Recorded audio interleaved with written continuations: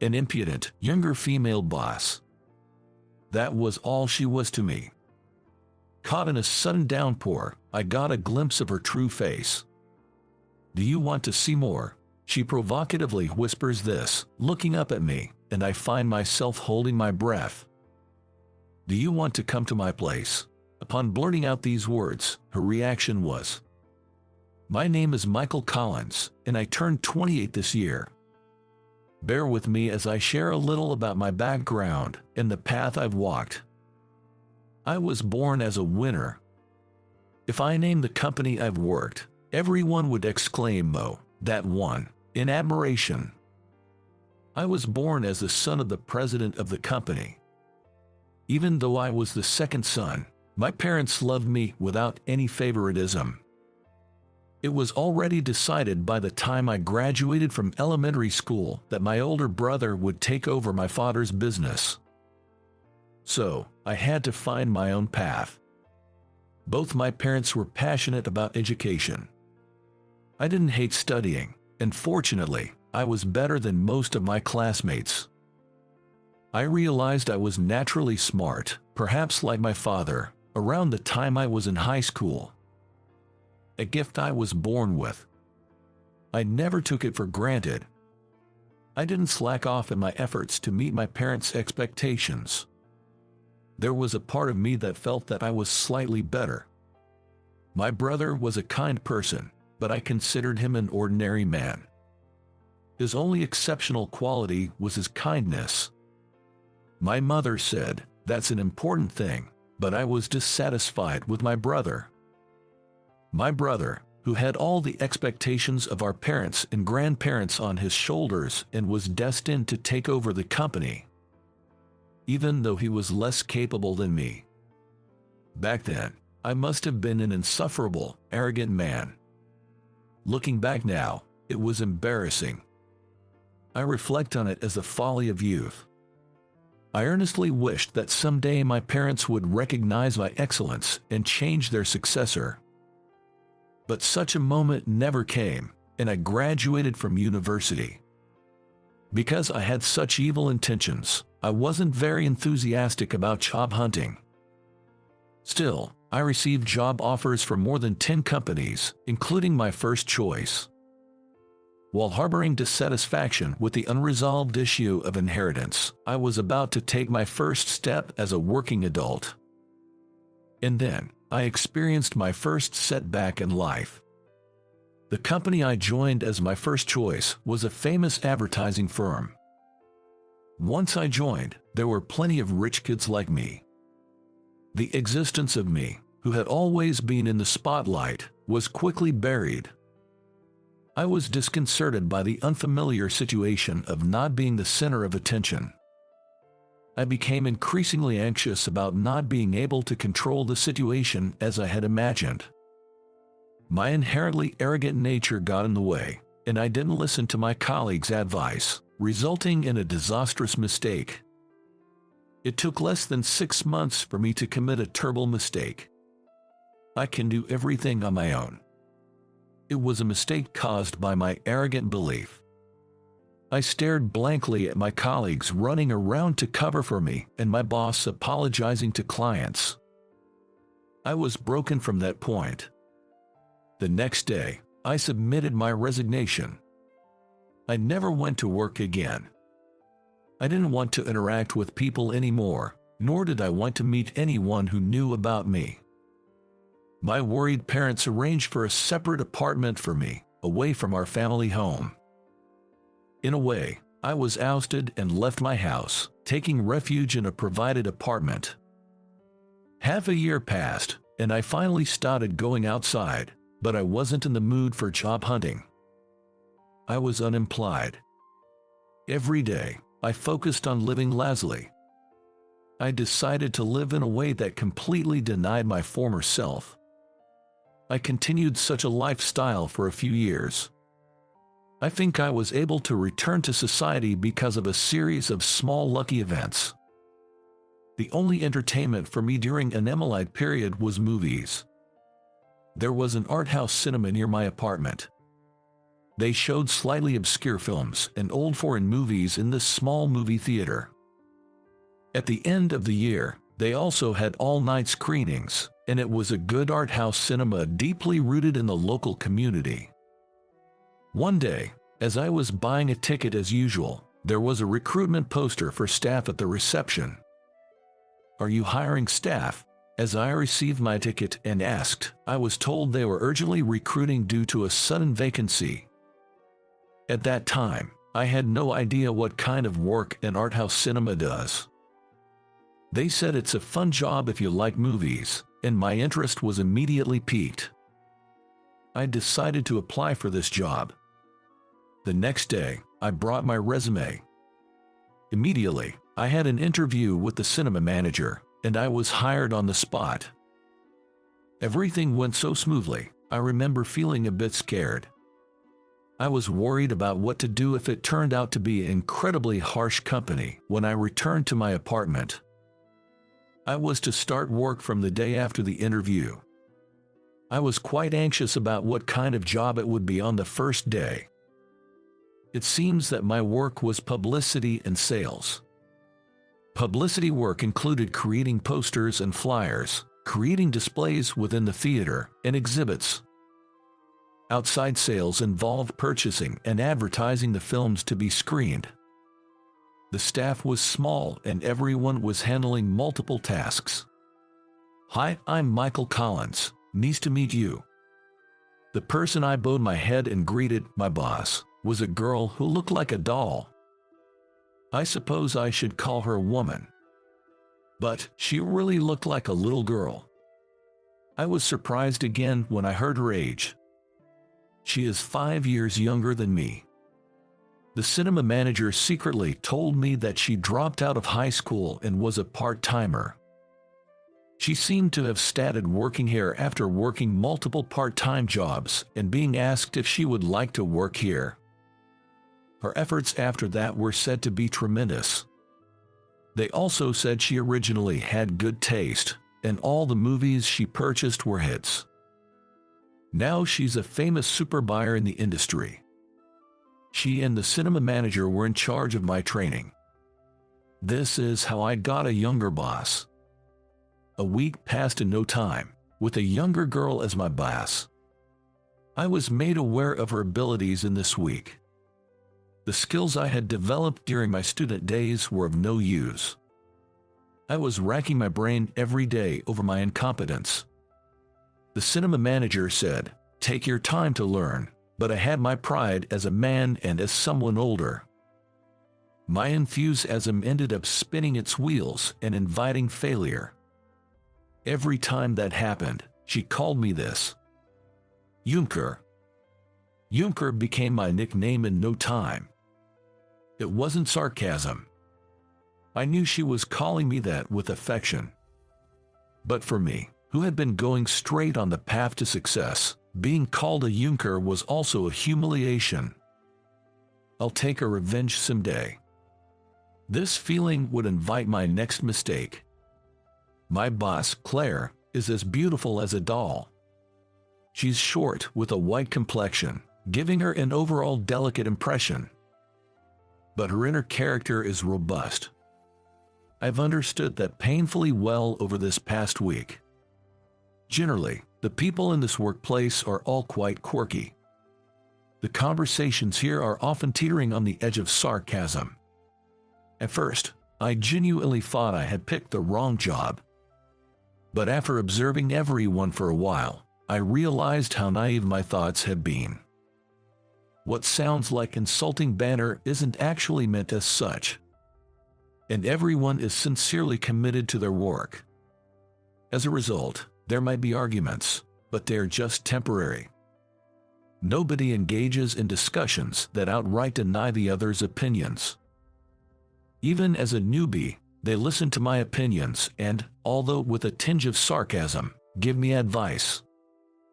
The pace at which employees grow in a workplace where there's no need to pretend to know everything seemed different. Michael, have you finished ordering the flyers? As soon as she returned from the client meeting, Claire threw instructions my way. It's all good. the submission is done. Not bad for a Junker, Claire said and placed a gift, a cafe latte from a convenience store, on my desk. I guess she remembered that this is the only thing I drink when we are on outside calls. From the other desks, voices of complaint rose. Why don't we get anything? Don't be a baby, go and buy it yourself. Even though everyone else is older, Claire is relentless. She's equally tough with the theater manager, making her practically the most powerful person here.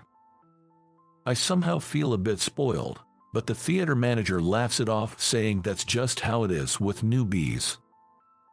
I can't always be babied by those younger than me. I pledged to myself, sipping the cafe latte. Sales is part of my job too. One day, I had an outside sales job. Claire was accompanying me. I had gone out with the cinema manager a few times, but this was my first time with Claire, and I was a bit nervous. To get me accustomed to going alone in the future, we visited a few ticket booths and bookstores. It had been sunny since morning, and the weather was nice, but after visiting about 5 places, the sky started to darken. It might rain. Do you have an umbrella? I don't usually carry an umbrella. Claire looked up at the overcast sky with a hint of anxiety. I realized I had never seen her carry an umbrella. I was about to ask why she didn't when suddenly, heavy rain began to pour. A sudden downpour. There's nothing we could do about this sudden heavy rain. Caught in the middle of a crosswalk, we started running. We managed to duck under a store awning and escape from the rain. Though we were soaked in the rain for just a few seconds, we were thoroughly wet from head to toe. I heard Claire click her tongue in annoyance. With a look of irritation, she took out a handkerchief to wipe her wet hair. Her makeup seemed to have smidged a bit from the rain. This sucks, she cursed, kicking my leg in frustration. I'm not the one who made it rain, you know. What? I looked down at Claire, and I felt a sense of discomfort. There was something different about her face. Her makeup was smeared, I think, but there was still something off. Observing closely, I realized what was causing this discomfort. Claire, did you have beauty marks under your eye? She must normally conceal them with foundation or concealer. 3 beauty marks lined up under her left eye. It felt like I had just discovered a secret about Miller, and it gave me a little thrill. Want to see more? She whispered, looking up at me, and my heart skipped a beat. It was pretty sexy. I was smitten by these suddenly revealed beauty marks. I've always had a thing for beauty marks. I'm well aware of it. Unconsciously, I moved a little closer to Claire and looked down at her. Do you want to come to my place? It's not far from here. Upon hearing my words, Claire's face turned bright red. I also started to feel a bit embarrassed. I tried to smooth things over, but before I could say anything, I got a swift kick in the shin. Ouch! Hey, what was that for? Shut up. You're such a Junker, stop talking nonsense. Claire spat out these harsh words, leaving me crouched there in pain as she ran off. The rain hadn't stopped. She'll be soaked by the time she gets home. I hope she doesn't catch a cold. I started to worry. When I returned to the cinema, Claire had apparently gone straight home and wasn't back at the office. The next morning, Claire's attitude was unmistakably cold. She was deliberately avoiding me. She wouldn't look at me, and her greetings were half-hearted. Even when I tried to discuss work, she handed tasks off to other seniors. She was systematically excluding me from her territory. Other staff members started questioning me. Hey, what did you do to her? It made things uncomfortable. During lunch break, I finally caught up with Claire, but she still wouldn't look at me. In a corner of the hallway, out of sight from other staff members, I confronted Claire. Why are you avoiding me? I'm not avoiding you. You're just imagining things, Junker. She glared up at me, and I couldn't help but recall what had happened the day before. As I gently rubbed the area under Claire's left eye with my thumb, the 3 hidden beauty marks reappeared. She glared back at me, not resisting my touch. Suddenly, my memory started to rewind. I had seen these beauty marks before. This was back when I was still a college student. Back then, I was arrogant and unlikable. I thought I was superior and couldn't imagine making a mistake. Both my classes and my social club felt like playtime, and I spent my time there aimlessly. There was a tavern that our club always used. An Italian-style tavern, a little fancy, perfect for wooing girls. That day, we had a mixer, 3 friends and 4 girls. I think most of the girls were interested in me. My buddy noticed it and began to get irked. I think if he's going to get irked, he might as well work on himself, but he doesn't seem to have that kind of ambition. Even worse, he started making passes at the young waitress who brought us our food. The girl, who looked about high school age, was blushing and clearly uncomfortable. Her hair was dyed silver and cut into a pixie style, adorned with several piercings. I thought maybe she was a bit rebellious. Because of her appearance, I assumed she could easily avoid the floret. But I soon realized that appearances can be deceiving. She was genuinely distressed. Unable to rebuke the customer too harshly, she seemed to lack the experience to handle the situation smoothly. Seeing this, I, who had been trying to charm the doll-like beauty sitting next to me, signaled her with my eyes to hold on for a moment. "Hey, enough is enough. Can't you see she's upset?" I reached out, grabbing my friend by the collar as he leaned towards the waitress. While he was flailing, I managed to tell the waitress, "Go ahead, get out of here." "Dude, you've crossed a line." I patted my friend on the shoulder, laughing and diffusing the situation. From inside the counter, I could see the waitress bowing repeatedly to me. There were 3 little moles under her eyes. That's right, now I remember. Wait, the waitress, from that Italian bar. At my outcry, Claire gave a sharp click of her tongue. I had frequented that bar many times until I graduated. I must have seen that face countless times. "Aren't you going to marry that doll-like girl?" Claire asked out of the blue. She must be talking about my girlfriend from college. A girl who looks just like Claire now. As I thought about it, I suddenly realized. I can't believe it, it might be my misunderstanding, but... Claire, is that outfit a cosplay? Immediately after, I felt a sharp pain in my chin and groaned. Claire's headbutt had landed right on my chin.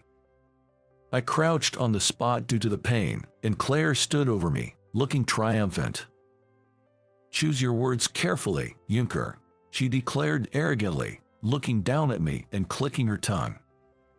As she walked away, I thought I heard a quiet thanks for back then. "Cinema manager, I have something to ask you." I burst into the cinema manager's office and shouted that. The cinema manager laughed and said, "Oh, you've found out, huh?" According to him, he hired me because Claire wanted him to.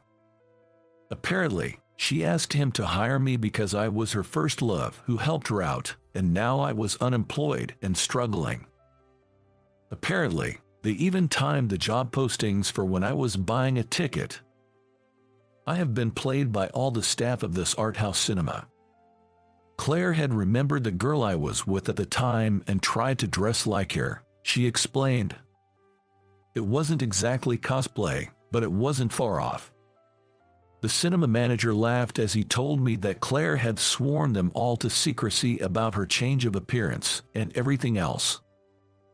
Everything had been orchestrated by Claire. How roundabout. And yet I thought how endearing she was. The next day, Claire was back to the girl I remembered. It seems her black hair was a wig. Sporting a very short haircut with numerous piercings, slim black pants, and a white t-shirt. If she appeared like this for our reunion, I would have recognized her immediately as Claire. Claire, completely back to her old self, acted as if nothing had happened. During lunch break, I gently ask her as she stuffs a pastry into her mouth at her desk. "So I heard I was your first love. Have you always liked me?" Claire gave me a stern look and clicks her tongue. Then she turned her face away and said, "I hate you now." Caught off guard by her less than sweet response, I find myself saying, "What?" in surprise. Then, Claire, with a mischievous smile, turns her face towards me. "You're a real Junker, you know." Her lobes were slightly red. "Well, I guess I better graduate from being a Junker then. Please reconsider once I do." As I pet Claire's head, the headbutt comes flying into my side. Groaning and hunched over in pain, I stay crouched. "You're so cheeky for a Junker." Leaving those words behind, Claire walked out of the office. But I suppose I can wait. I didn't miss the words she added in a small voice. The day she would stand next to me wearing a wedding dress seemed a long way off. So, what did you think? Subscribing the channel and it gives me the motivation to create more content. See you in the